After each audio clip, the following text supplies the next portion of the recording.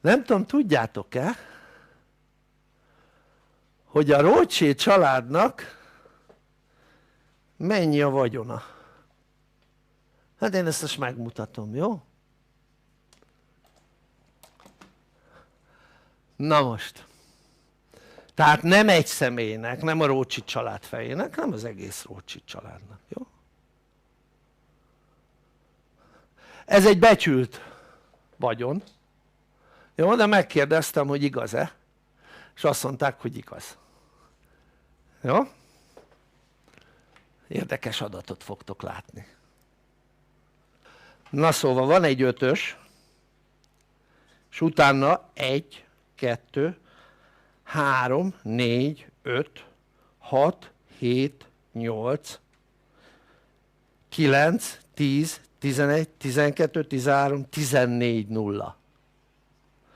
Tehát, hogyha ezeket megnézzük, akkor ez 500 billió, tehát billió dollár.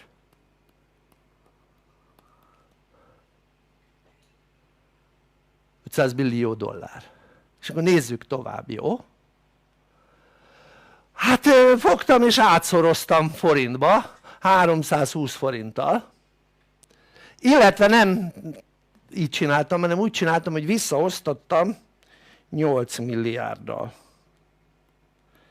Miért? Mert ennyi a föld lakossága. És utána megszoroztam 320 forinttal, mert ugye mi magyarok vagyunk, bár nem csak Magyarországról hallgatnak engem, majd ti megszorozzátok, osszátok azzal, amivel kell. Nyilván én megszoroztam 320 forinttal. Tudod, mennyire jött ki fejenként? 20 millió forintra. Az azt jelenti, hogy ha a Rothschild vagyon szét lenne osztva az egész bolygó lakosságra, akkor minden lakosra 20 millió forint jutna.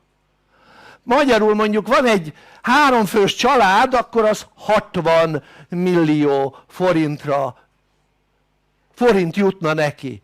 És akkor csodálkozol, hogy neked nincs annyi pénzed, amennyit szeretnél. És tudod, miért nincs annyi pénzed? Mert náluk van. De nem csak náluk.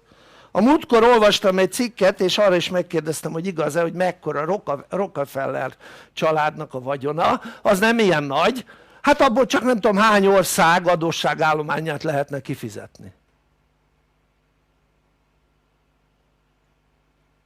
Tehát az nem ilyen hatalmas. Gondolj bele! Csodálkozunk, hogy az emberek 2/3 a bolygón miért él sokkal rosszabb körülmények között, mint te. Tehát a föld lakosságának 2/3, tehát durván 70%-a sokkal rosszabb anyagi körülmények között él, mint te.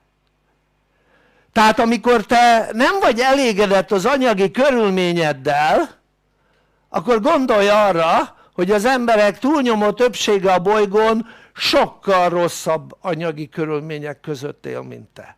1. 2. Miért nincs elég pénzük az embereknek?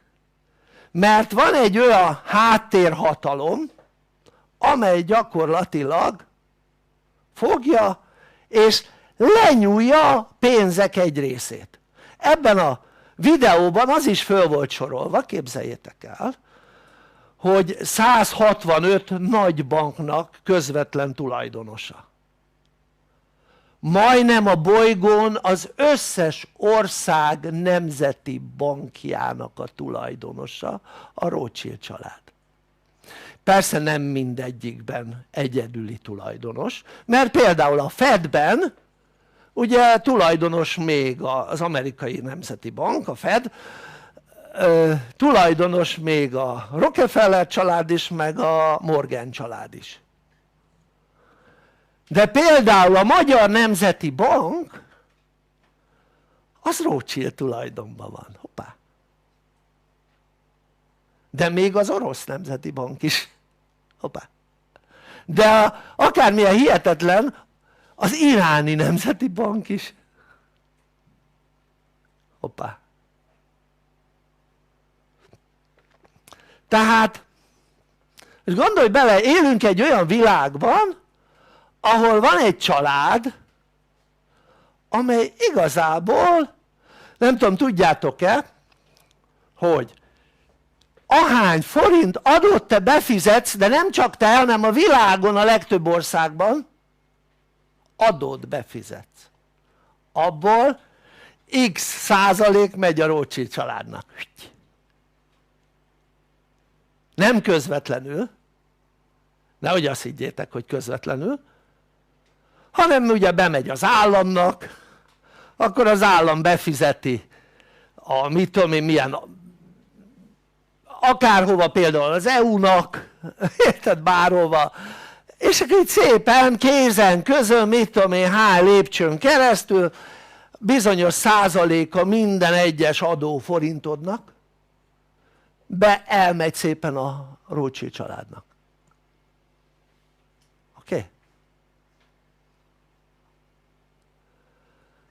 Na most gondoljátok végig.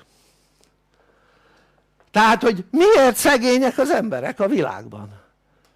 Mert van 13 család, és ez a 13 családnak az összvagyona, az gyakorlatilag, ha kivonjuk még a 300 családot, ez körülbelül így összességében egy olyan durván 10 000 ember a bolygón, nem egészen 10 000. Ennek a 10 000 embernek több vagyona van, mint az egész bolygónak.